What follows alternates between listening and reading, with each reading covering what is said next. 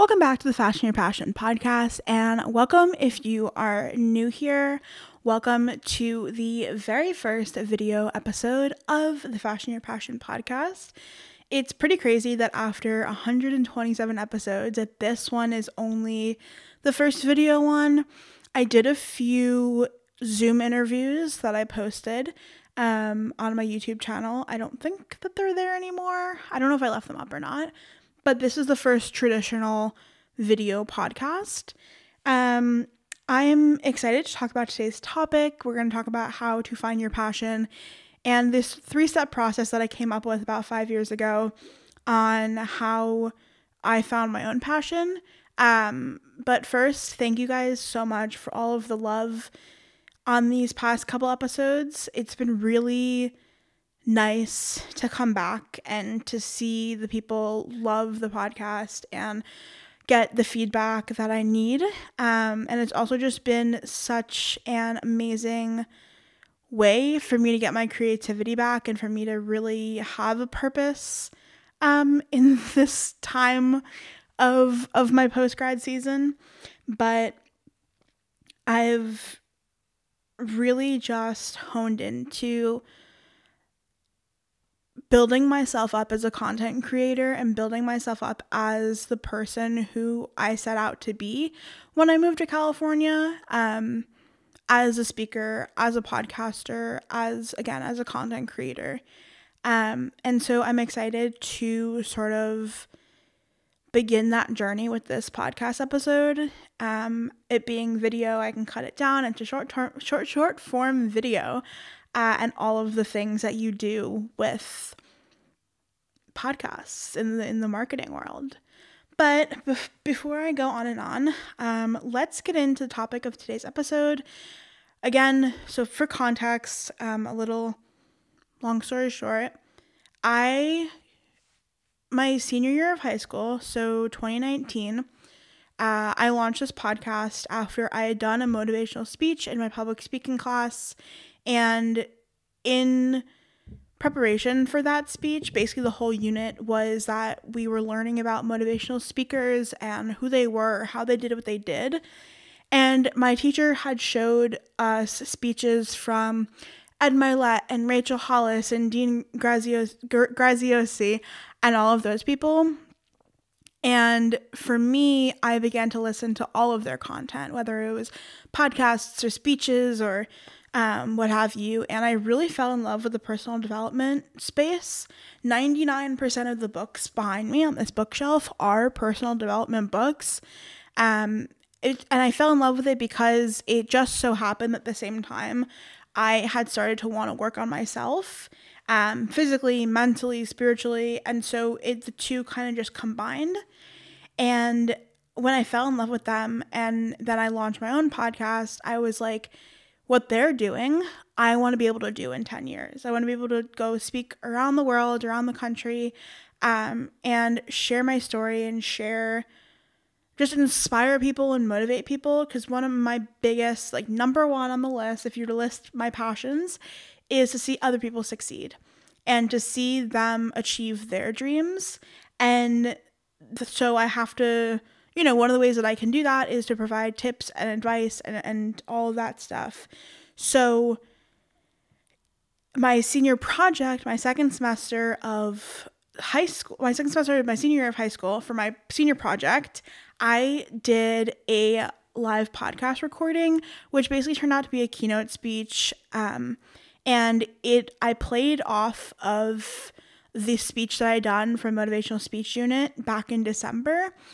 And I just made it better. And at that time also, I had been working as a Hebrew school teacher, and I really thought that me working in the Jewish realm of things, me working as a teacher, was my next steps in my life. And I had, in that year, I had decided, becoming a rabbi allows me to be a teacher, be a therapist, be, a speaker. And I thought that, after college, I would go to rabbinical school and, do the whole process. And in April was my senior presentation, my live podcast recording. And after that presentation, I really said, no, I'm not becoming a rabbi anymore. I'm going to be a motivational speaker. I'm going to be a keynote speaker, and build up my podcast, my portfolio, and just do all of these things. Again, long story short, I moved up to California and began to continue my podcast and build it out and research how these people were becoming motivational speakers. And then COVID happened and I could not do anything. I flew back to New York and our whole world turned upside down. So it's been 4 years. A lot has happened, but I'm sort of wanting to get back into that mindset, get back into that life. But for this episode, this is the process that I wrote out then. And I guess I haven't really fine-tuned it, but I think with each explanation, I've sort of changed my beliefs for certain things, but the process itself is the same. Again, my senior presentation is on the podcast. It is episode number 10.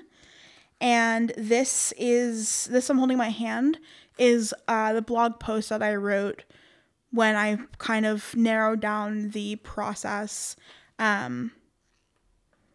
of how to find your passion. So let's get into it. So for me, I define passion as something that you enjoy doing. And in the dictionary, and nowadays for most people, passion does not equal the thing that you will do for the rest of your life, the occupation you hold. It is a very nice benefit that a lot of occupations that people hold are things that they are passionate about, but it doesn't necessarily have to be the thing that you do. Not everyone who likes soccer is going to become a soccer player. Not everyone who likes, to play the piano is going to become a world famous piano player. Like, it doesn't have to be the thing that you do for the rest of your life. But I solely believe that passion is the thing that will allow you to wake up in the morning and want to wake up and pursue the rest of your day. It's the thing that really gives you the fuel to go after your dream life, go after the things that you want, go after, kind of the term that's been throwing around is like, get the bag, basically. And so this is sort of the process. So number 1 is to find something that makes you happy right now. And this so there's 3 steps in this process. And I think that step number 1 is probably one of the most daunting steps, or the most daunting step in this process, because when you look through your day-to-day and you say, some of these things you have to do, like wake up, go to work, and there are things that do bring you happiness, and to choose one and to say it's your passion can be very scary. But at the same time, there is a way to be multi-passionate. There's this whole book about it. I don't remember the name off the top of my head, and I don't have it near me. But when I say find something that makes you happy right now, just pick anything. Like, think about your day, think about your week and the things that you do, and think about the things that make you the most happy. Whether it's the soccer game you play every Sunday evening, or, it's the book club you go to every Thursday, or it could even be the fact that you go out to dinner every Wednesday night and you choose a new place every week, and that your passion can be food. And even if you want to make a list of the things, if there are multiple things, just make a list of all the things that make you happy right now, that you look forward to every week, every month, every day. And recognize that these things could change. Like I've said before, I was a Hebrew school teacher in high school, and I really thought that was my destiny. I thought I was going to become a rabbi and pursue that career. And I have changed my career maybe 5 times throughout my college life and my college career, because my passions, as a multi-passionate person, everything sort of looks different every day, and I have to sort of sit with myself in the season that I'm in and be like, yeah, this is what I want to pursue right now. This is the thing that will fuel me. And for me, I've just decided that I need to have my occupation be a passion of mine, because that is the only way that I will be excited about waking up every single day. And so that is the first step. And the reason why I say right now is because it will change. And you don't have to have the same passion forever. You don't have to commit to something that will make you happy every single day. The next step in the process is to realize that this is your passion currently. And I mean, I've gone over this, but the dictionary defines passion as a feeling of intense enthusiasm towards or compelling desire for someone or something. No one's ever certain when you'll experience passion. No one's ever certain on what their passion is. But also, no one's ever given an age as to when you have to have your passions figured out. You can start a business or become a teacher or become a professional sports player whenever you want, because there are steps that you need to take in order to become that, right? So if you say you want to become a teacher, maybe, you help out in your elementary school during high school, and then obviously you get your bachelor's and your master's, and then that's your pathway to become a teacher. And it really is something that will ebb and flow, and the people who lean into that the most are the people who society looks at as like, people who don't know what they want, and when realistically they know what they want the most, because maybe halfway through their life they have a big career shift, or maybe they jump from job all the time, year to year. But like, that's the point of passion. It's to really allow you to live your life and not just be, the vision of the, that man in the cubicle with all the fluorescent lights, and there's no color and no decoration. And that vision of like, that's what life is like once you get out of college is so far from reality that people have been so surprised as to what they can achieve with their life. But I think that when you lean into your passions to pursue an occupation that makes you happy, or to just lean into your passions for after work activities, your life becomes so much brighter. It's like going from black and white to full color. It is the way in which you figure out why you were put on this earth for, and figure out exactly what in life you truly want to do and what your purpose is.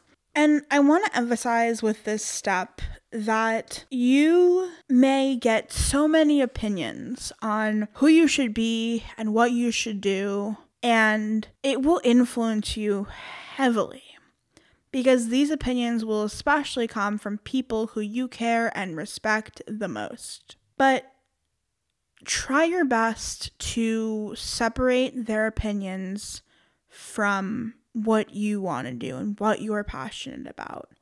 And the way you do that is you sit down with yourself and you think about, okay, this is what they want me to do, and this is what they think I'm passionate about. If I think about pursuing that, does that make me happy? Do I get excited about that?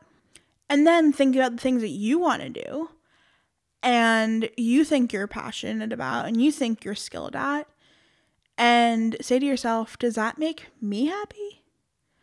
Does that make me want to get out of bed every morning? Does that make me energized?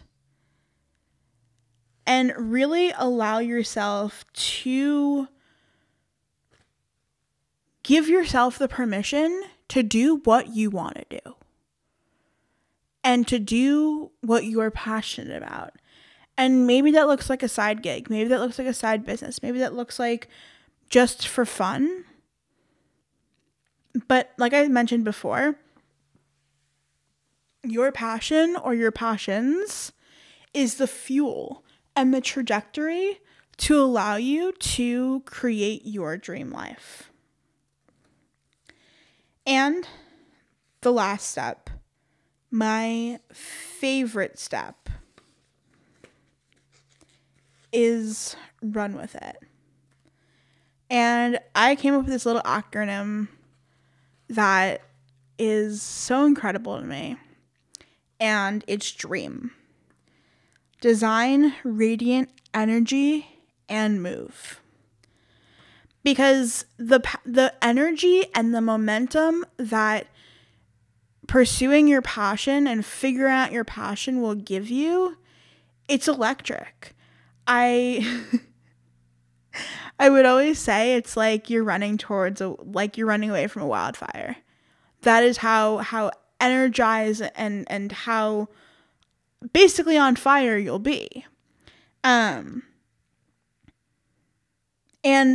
when you realize your passion and you realize what you want to pursue, you have to implement it every single day. Or at least try to. Every single week, I would say. Because when you neglect your passions, your life and your day-to-day will be affected as well. And for those of you who say, I don't have time to pursue my passion, if it's not your occupation, or you say like, I don't have the energy, I'm too burnt out to do so, I would just say that you are the most important person in your life. And you are worthy of the goals and dreams that you have for your life. And on a day-to-day basis, you may not feel that worth and you may not feel like your life is worth living, but it is. Because every single person has a purpose on this earth. And whether you figure it out at 17 or at 45, it's still your purpose. It's still something that you want to pursue. And if you don't have time, you can make time. Time is a construct. It's something that, we've been given this idea of, you have to work your job from 9 to 5 and lunch is at noon and dinner is at 6 p.m.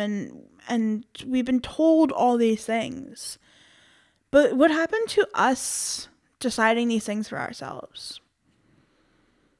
And I'm sure in this age of doom scrolling, you can cut out an hour to go play soccer or to learn the ukulele or to pick up a language.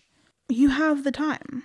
To finish this off, before I reiterate the steps, I want to read a part of my blog post, because honestly, when I wrote this, I was the most inspired in my writing, and so it just comes off really well. And if I could read this word for word to you, I would. I'll link it in the show notes for you so you can read it. But I said, I truly do believe that the only person who holds yourself back is yourself. And of course, other people may stand in your way and say things to you that may hold you back, but it is how you react to them that can push you forward, because you cannot control them. You may have baggage and burdens that hide your passion or hold you back from pursuing it, but if you think about what is the absolute worst thing that could happen if you go forward and pursue your dreams, you may see how minuscule it is, how much you've built it up in your own head in order to see later on that it is not a big deal. I urge you to seek your passion. I urge you to dive into your passion, because I do believe following your passion is the key to a stress-free life. And isn't that what we all want? I believe that this world is such a special place to pursue so much. We all have been granted the opportunity to live our lives with freedom, love, and peace. And I believe that when you follow your wildest dreams, you're able to achieve this. And I still agree with all of this to this day. This is not something that, I wrote back then and I don't agree with. I think the issue has always been for me, not always, but the issue with me right now, and the reason why I took a year off from the podcast, is because if I'm saying things like this on the podcast and I don't truly believe them in my own life, then what kind of person am I? How can I come on here and inspire and motivate and give you advice that I can't even follow? And I think that that's why I've been so transparent about my journey and why I want this new season and this new life of the podcast to be more about helping myself and others with this journey and reflecting on my own journey than just let me talk at you and help you out. So to reiterate, to find your passion, number one is find something in your day, week, or month that brings you the most happiness. And you can basically just reflect on your day and your week and write down all the different things where you experience happiness greater than the rest of your day. And if you want to, bonus, you can take one of those things and make it into your major or make it into your career. But again, like I mentioned before, you don't have to. Number two is to realize that this is your passion currently. Passions change, people change, seasons of their life change. And so you don't have to be so committed to this passion. You don't have to enjoy it in 10, 20 years from now.